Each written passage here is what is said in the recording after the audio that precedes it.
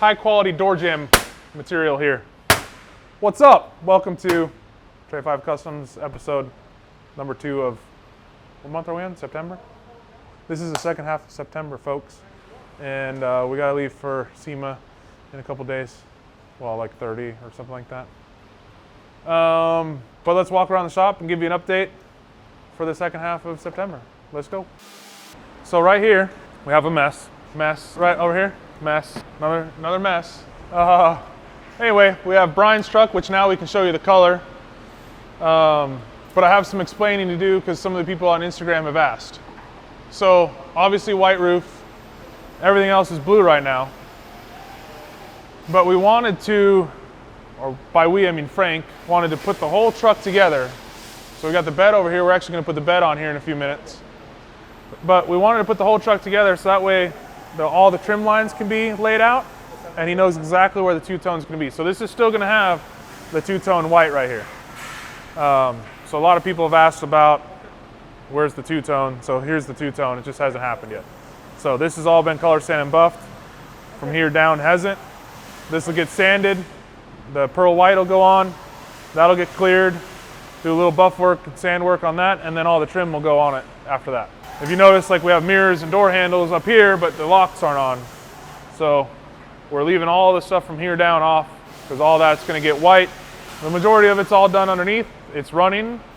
We haven't driven it yet, but I think it's driving. We just got done programming the transmission. This has an Allison A1000 in it. So it's a Allison A1000 converted to a 6-speed. It's computer controlled. It has 3 speed sensors. It runs off of a TPS. It's got, I mean, it's too much stuff, if you ask me. I would have just done a regular 4-speed overdrive, but Brian wanted a 6-speed Allison. So Mr. Pio over there built all these charge pipes. So we'll start over at the turbo. We got a little turbo down there, feeds big turbo. Big turbo goes out exhaust. Did I say that right? Yeah, then the charge pipe comes here, goes across this massive intercooler that we had to cut all the whole core support out to fit. Comes back out here, goes in, and goes into the intake. We built this plate, it's 3/8 aluminum, built the elbow, tried to keep everything as low as possible. Brian had this machine, sorry I don't know who machined it, but they put our logo in it, so that's cool. Maybe it was this guy, maybe it was Keating. What? Vintage engineering, are you sure? We have Fernando's do a bunch of polishing, upper and lower intake tubes. All the cold side is all polished. The turbos are polished. This used to say Volvo on it, so he sanded all that off, polished it out. We have the very first all-American billet pulley setup for this that moves the AC up top, gives us a standard GM one-wire alternator. Nice looking crank pulley cover that you can't see. This is an entropy radiator. This gets a whole cover over this whole piece, which is what these little number 10s are, but we don't have that on yet because we want to make sure all the wirings, everything's good, get the fans working. We were concerned that this was higher than the radiator, so we put a little steam port on there. P-pumped 12 valve. We have a Bear Remaster hooked up to a CPP Hydro Boost setup. The wheels, when we first started building the truck, were just a blank wheel that he got from Michael's Trucks Works. But then as we were getting everything powder coated and painted, Brian took the 6 wheels back to Michael's Truck Works. They came up with a little cut design there that actually is beveled. And then we'll have the floating caps and the not so spiky lug nuts. Can't run the spikes because they would hit the fender. So inside the truck, it's all bed lined. It's kind of a mess right now because we just got finished wiring it. We are running painless performance wiring harness like we normally would. That goes to Dakota Digital. The Dakota Digital is the most BIM modules I've ever put in anything before. The gauges are actually built diesel specific. So like our red line on the gauges for attack is only 4,000 RPM. But I have BIM module for boost. I have BIM module for trans temp, or BIM module for EGT and cylinder head temp. The doors are all built. We got billet handles on there. We got factory replacement mirrors. We've got locks. We just need James from State 48 to come and put in our glass, which real cool tinting. So this thing will actually have limo tint, which is different from us. Normally we put clear glass on everything, but Olin, what are they supposed to do? This is their first time here. They should hit the button to like, subscribe. Yeah, subscribe and things. But if you are subscribed or you've watched the videos before, you will know that we built these gas tanks. So I'm trying to remember capacity, somewhere around 45 or 50 gallons, something like that. I don't remember the math, but we have one main tank on this side. So it's this big here, and then it goes as far under the cab as we can take it. And then we have our fast pump back here. So this is your fuel filters and fuel pump. And then to get a little bit extra capacity, we built another tank over there, but we obviously cut it a little short so we could mount the 2 batteries there. So that has a small pump on it right here with a check valve down at the bottom. So basically what that'll do is you'll have both fillers over here. You can fill up both of them individually.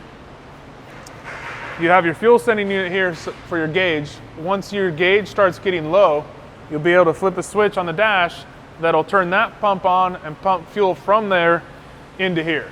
For air system, we're running 4 Viair 485Cs. That's supplying the air to one AccuAir VT tank. This is a 3 gallon, they call it. So this has our valves in it on both sides.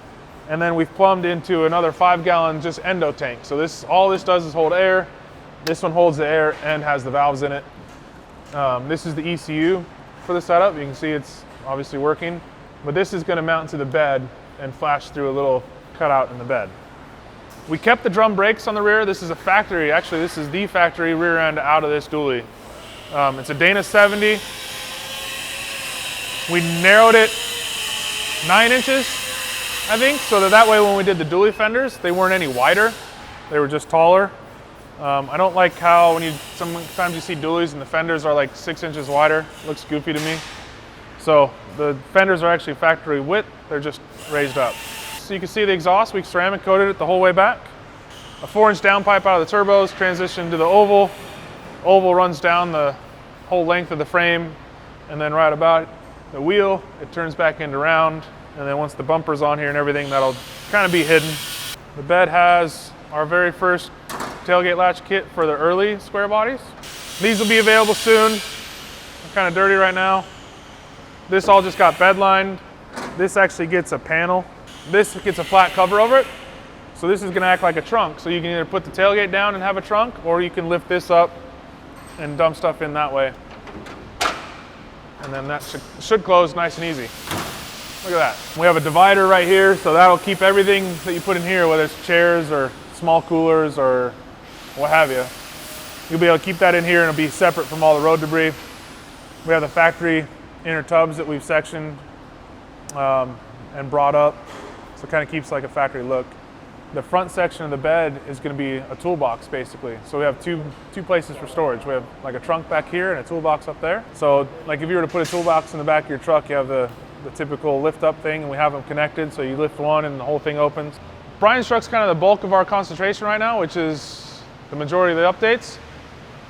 So really that's the only thing new. David's chassis is still sitting here, waiting for Frank to bedline it so we can put it on, but we don't have time because everybody's working on that. Stillwell's truck's up on the lift. We actually just got the engine for it yesterday, so it's back behind Manny's truck. Manny's truck has a little bit of progress on it. So Daniel's been working on Manny's truck. So we got all the gaps dialed in here. So there was some added to the cowl. This fender had to be added to. This had to be added to. But all this stuff has been straightened out. When we got the truck, this upper post pillar wasn't even on it. So that's on, been welded. Door gap's been addressed. So that's happened on both sides. The inner structure of the hood was actually separated. So that's been installed. Hood hinges are installed. Everything opens and closes nice. You can kind of see he's worked all through here. That's it on this. It's really not even worth taking the other side of the shop because that all looks the same. Marlon's truck, we're working on the roll pan. So Marlon supplied us this roll pan. It's actually supposed to come all the way up to here, but you can see the gas tank is still hanging down, and that's with it mounted down here. The other problem we had is the frame rails are right here. So this is actually just tucking underneath the frame rail. So although it's not going on as a tendon, it's gonna probably look really good. LS Fab bed corners have been put on. It's tough to see because it's up in the air. But basically we're hoping to wrap this stuff up tomorrow, and then Daniel's leaving us already. He's moving back home. So you won't see Daniel here anymore. Right, Daniel? So we'll wrap this video here because most of the concentration this week or the last 2 weeks have been Brian's truck. Ford still needs miles. Joe's truck still needs miles. We did get some lights in here. As soon as we're done with Brian's truck, we'll get Rob Lane's truck over to the other side and get the bed on it.